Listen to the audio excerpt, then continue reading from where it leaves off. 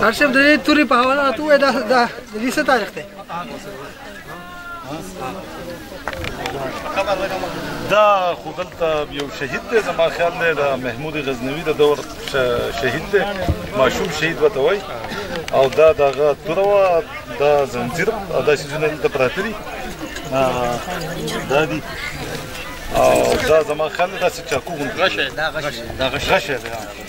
او دا دلته کې پروت دی څوک وړی نه شي څوک یې ویسي هغه ته خامخا څه نقصان رسي بیا یې واپس راوړي دلته کې کېږي نو د دې وجې نه دا زما خیال دی څو سوو کال نه دا پروت دی دلته